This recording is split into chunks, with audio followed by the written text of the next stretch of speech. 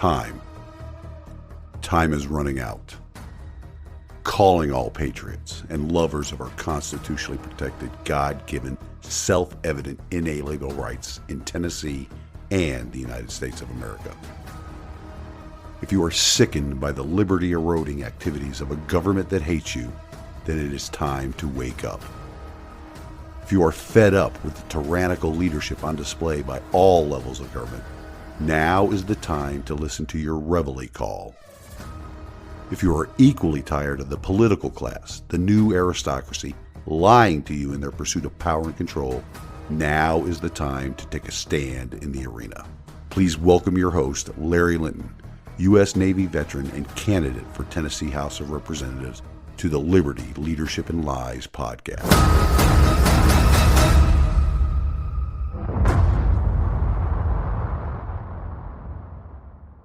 Welcome back, ladies and gentlemen, to this week's episode of the Liberty, Leadership, and Lies podcast.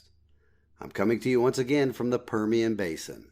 Yep, I am out on what could possibly be my last consulting gig for a while. The topic of liberty is up in the rotation this week, but before we discuss liberty, which is one of the most powerful gifts our Creator has given to mankind, we have some campaign and other business items to discuss. The first item up for discussion is the upcoming Tennessee Freedom Summit in Nashville. It's on the 19th and 20th of this month. It's getting close. I have informed the audience in the past that this will be a gathering of Tennessee's most influential conservatives in media, policy, advocacy, and activism. Brandon Lewis and the Tennessee Conservative is hosting the event. The list of confirmed speakers that are showing up is incredible. To get more information about the event and to purchase your tickets, go to TennesseeFreedomSummit.com. Again, that is TennesseeFreedomSummit.com. I have signed up to attend the event virtually because I will be out of state. As I mentioned earlier, I'm in the Permian Basin once again, but will carve out time to ensure I can watch, learn, and collaborate with my fellow Tennessee conservatives. Once I return from this engagement, I will be putting my consulting business on hold to campaign in my community. It will be a big financial hit, but it is something that I believe is absolutely necessary to save our state and ultimately our nation. Moving on to some other information, I did receive a response to my open records request from the Sevier County Board of Education. It came at the last possible moment. It is almost shocking how hard the board is working to be non-transparent to the residents of Sevier County. They are hiding behind attorney-client privilege and quote-unquote unresponsive records because they do not keep records to document their unaccountability. I will post my original request and the board's response up on my website and the social media pages. You can read them and you be the judge. Next up, I want to remind the listeners here in Sevier County that I've reserved a conference room at the Seymour branch of the Sevier County Public Library. I reserved it on the 6th of September from 5 to 7 p.m. Additionally, I've reserved 3 other dates at the main branch of the Sevier County Public Library for the 17th of September and both the 8th and 22nd of October. Those next 3 events will take place on Saturday afternoons from 2 p.m. to 4 p.m. I shared these meet and greet events on my social media pages as well as my webpage. If you live in District 12, please share these meet and greet events with your family, friends, neighbors, and coworkers. As I have mentioned previously, we here in Sevier County can be the shot, not only heard around the state, but around the country. Working together, you can send me to Nashville to restore servant leadership to our state's capital and possibly inspire other constitutional conservatives, independents, to take a stand in the arena, to take a stand against the usurpers of liberty and government, and to restore government to its proper role. Also, I'm still waiting for the MP3 file of my appearance on the Biblical Worldview talk show. Once I get it, you can be sure the interview will be immediately uploaded to the podcast and on the webpage. Also, the Rumble channel. I'll go over the primary election results here in Sevier County now. I mentioned in the weekend update that the results are not really surprising. Not surprising because, again, most of the people running for election in this county were running unopposed. Now, there were a couple of competitive races, though, don't get me wrong. There was the race for the Republican Party State Executive Committeeman for District 9. In the three-way race there, Mr. Josh Collins won with 327 out of 683 votes cast. I'm not sure if there will be a runoff because Mr. Collins only got about 48% of the vote, but that is just a state GOP party seat, not a legislative one, so I do not know how important that is to me since I'm not a big fan of the state party. Moving on, there was also a competitive election on the commie side of the spectrum. 3 people were on the Democrat ticket for that party's nomination for governor: a Carnita Atwater, Jason Martin, and J.B. Smiley Jr. Contrast that with only one person on the ticket for the office of governor for the GOP, which was Rhino Bill Lee. We know why that happened, don't we? If you are new to the podcast, it is because the state GOP is corrupt, and they conveniently removed members from the GOP ticket if they posed a problem to their preferred incumbent. Anyway, the 3 candidates running for the Commie Party nomination for governor, Mr. Jason Brantley Martin came out on top with 273 out of 524 votes. That comes out to be around 52% of the vote total, but I'm not sure of the rules in a Democrat Party primary elections. I'm sure he will be moving on to the general. What is interesting, though, is that there are at least 524 Democrat Party voters here in Sevier County. I wonder if they are recent transplants from other states or if they are long-term residents. I always find it interesting that people who flee commie-run states because of the high taxes, crimes, and left-wing wackadoodlery that happens in their former states, and they often try to bring about that same wackadoodlery to the states they move to. Like a virus, they are replicating the destruction they and their ilk left behind. Moving on with the results. Out of the 70-plus positions that voters could have voted on in this election, only 2 were competitive. Of the 26 judges that voters had the option to retain or replace on the ballot, all of them were retained. That, ladies and gentlemen, is one of the best examples of voter apathy you can find out there. But there is some good news associated with that bad news in last week's primary election. The good news is something I will share at a later date, though. It's a good data point that I believe will assist my campaign. And the bad news is what I just mentioned. Apathy reared its ugly head once again, as evidenced by the data. Let's discuss that, the data, and not the results for a bit. In the May primary elections for Sevier County, there were 10,374 votes cast. Now, let's compare that to last week's election here, where only 3,785 votes were cast.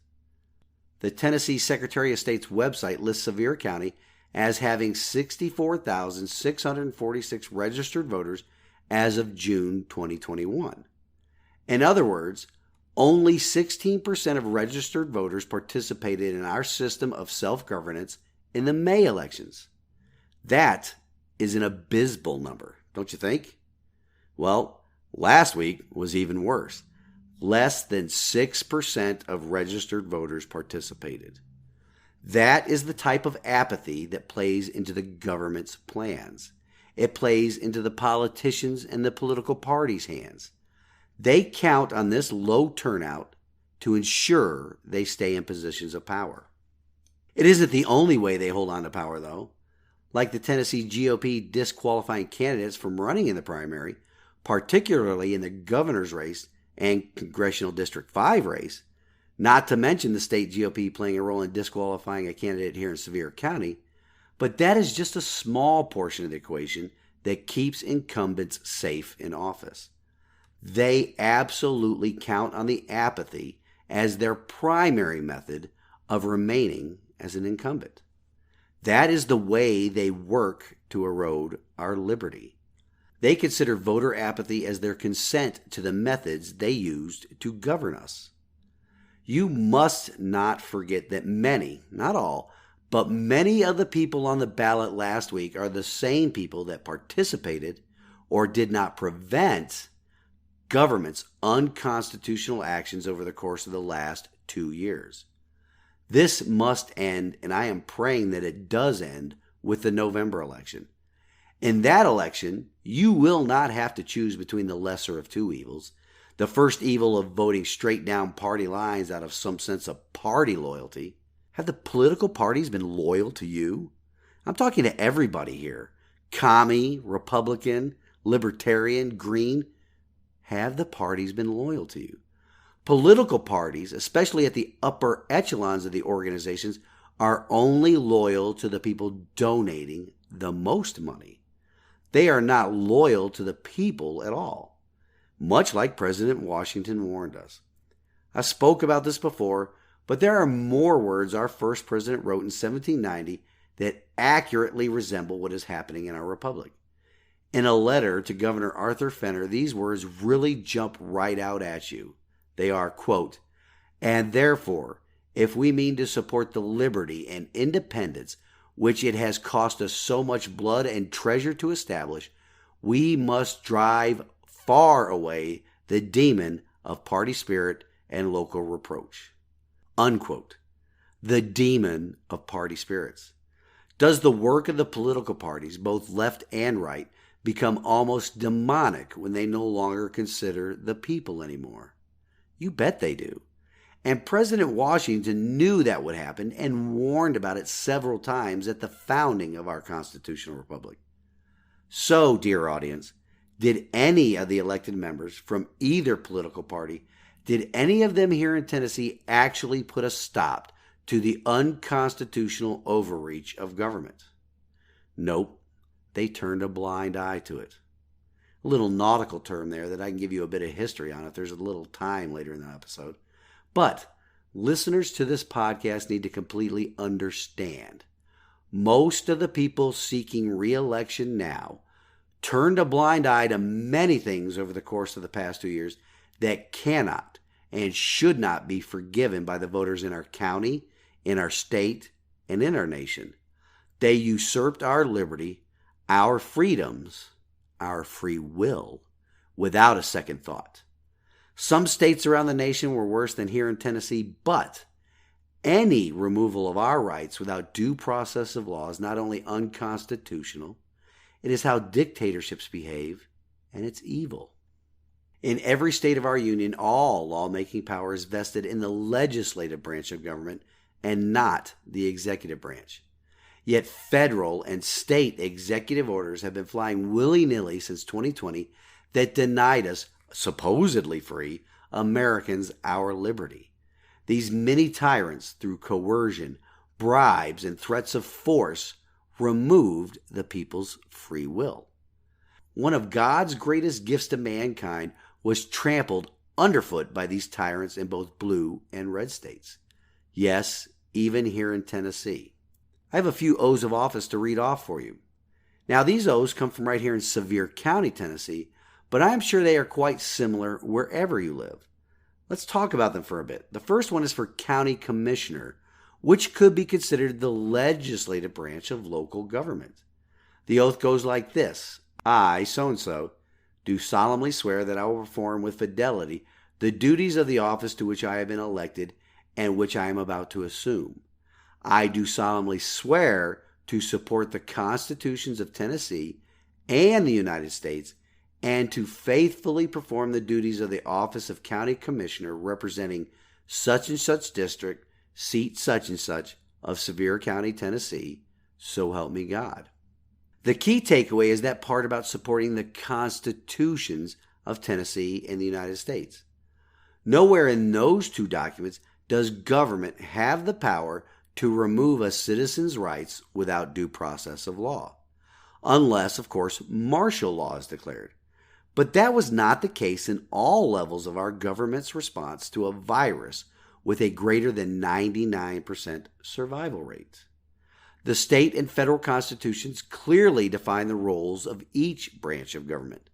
It is also clear that powers delegated to one branch cannot be shared or delegated to another branch.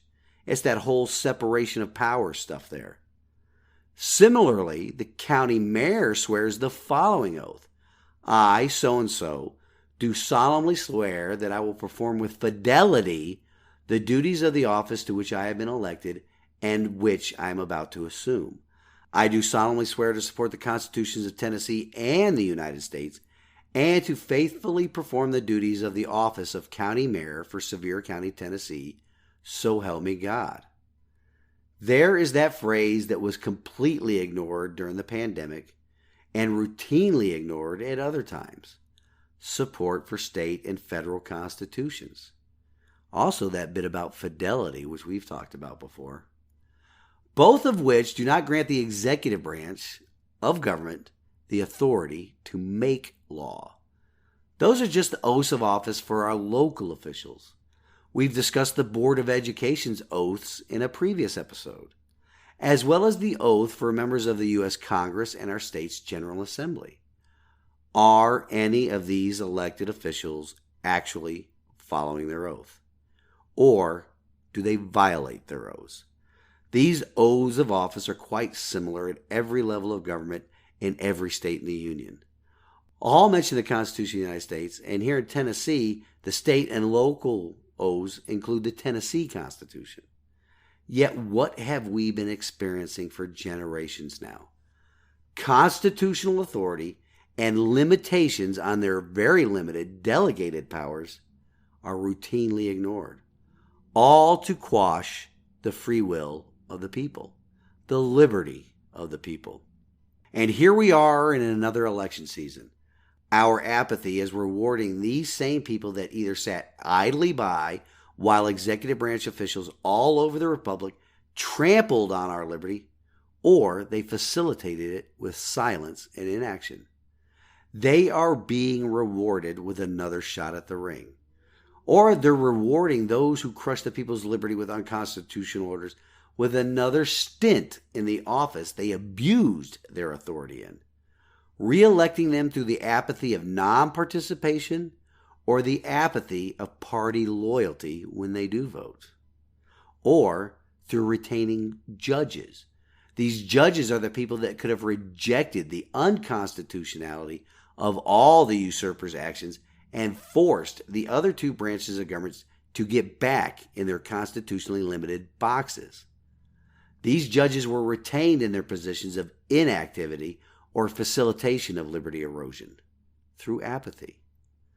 Apathy that ultimately keeps these people in office and further contributes to the removal of our free will.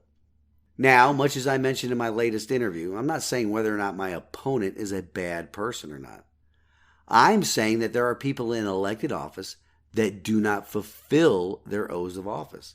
I'm also saying that there are people in elected office that do not fully comprehend the role of serving in elected office in our constitutional republic.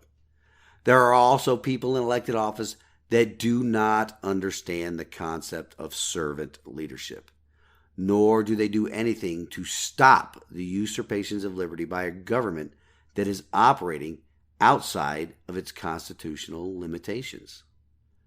Some elected officials believe that they serve the government and not the people that elected them.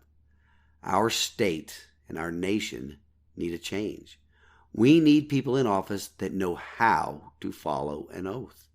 We need servant leadership that is not beholden to PAC or corporate money and will actually introduce and fight for liberty-protecting legislation, or work to roll back decades of legislation that only serve to put more and more layers between the people and their God-given rights, like our Creator's gift of free will or freedom.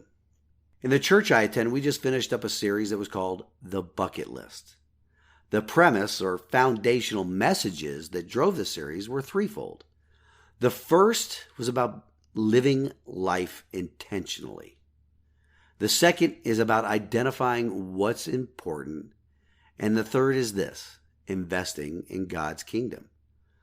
All of those can only be accomplished utilizing God's gift of free will to mankind. More importantly, they cannot be accomplished unless we, the people, do exercise our free will. If you did not have free will or freedom, what would your answers be to some of the following questions that were posed during the series? Questions like this: what if you knew for sure you had limited time? How would you live out that time? And what things would you do? Our Creator made us in His image, a being with free will that loved us, His creation, so much that He gifted us with that as will. Just think on how powerful of a gift that is, free will. We are free enough to either believe in our Creator or not, making the choice to spend eternity with or without Him. That is the ultimate example of free will, don't you think? Anyway, some of the other questions were these. What would matter enough to focus on, and what would suddenly become unimportant? Without free will, somebody or something else is deciding what is important for the focus. That pattern is painfully obvious in our culture right now, where the focus is on sexuality or race or privilege or oppression, right? In order to live life intentionally requires us to have free will or freedom. It is my belief that is one of the primary reasons God gifted us with free will. Having free will allows us, as individuals created in His image, allows us to identify what is and what is not important. If we allow individuals or groups of people outside ourselves to identify what is important for us to act upon, do we really have free will? Especially if what those individuals or groups decide is important runs contrary to our ability to exercise our freedoms, or runs contrary to the gift of free will our Creator provided us with.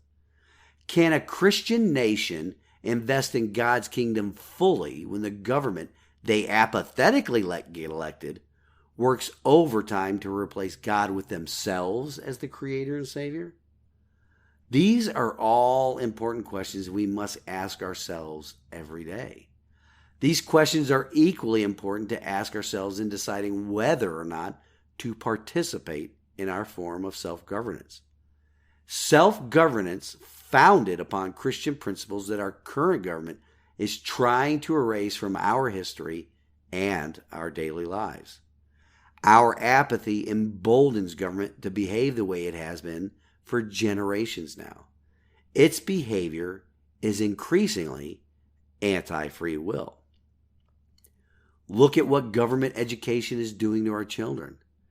Also, look at the recent activity in regards to former President Trump this past Monday. The actions by our government truly sadden me.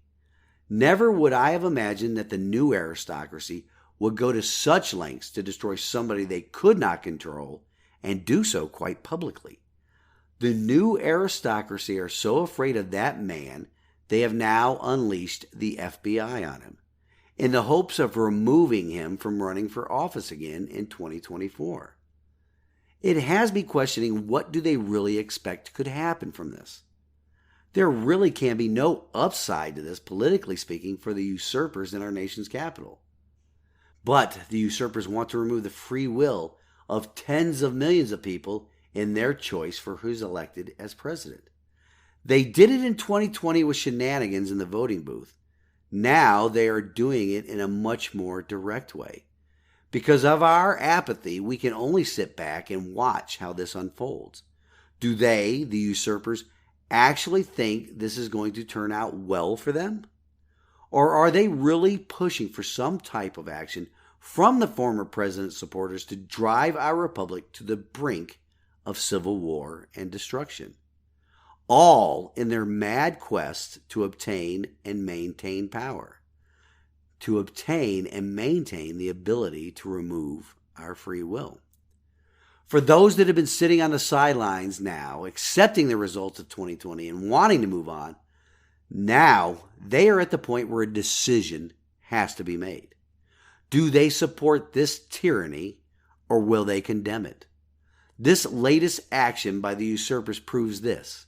Our government truly hates us, and it is turning itself into something that more closely resembles communist China than it does that the United States of America is supposed to look like.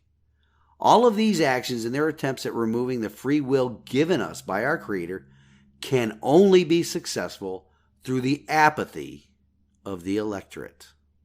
This week's wisdom from God's Word comes to us from Genesis 1:27. So God created human beings in His image. In the image of God, He created them, male and female. He created them. We are God's imagers in that we exercise the free will to choose who we worship and who we elect to represent us in government. When we choose not to participate in our system of self-governance, and yes, we could choose that path because of our free will, we choose the path of apathy that also results in giving up that free will, that precious gift from our Creator that allows us to live intentionally. Having free will also allows us to choose what is or is not important. Do you think a government that protects our liberty and our free will is important? Well, that free will requires that each of us participate in our system of self-governance to ensure that we have a government that protects this gift instead of what we have today. And what we have today is because of what we have done to ourselves. Not exercising that free will gives you a government that chooses what is and is not important, what freedoms they will protect and what freedoms they will take away, including the freedom to worship our Creator that made us in His image. When we cannot do that, eventually we will not be able to invest in God's kingdom because through our apathy, government took that right away. Until next week, stand in the arena with me. Reveille, it's time to wake up.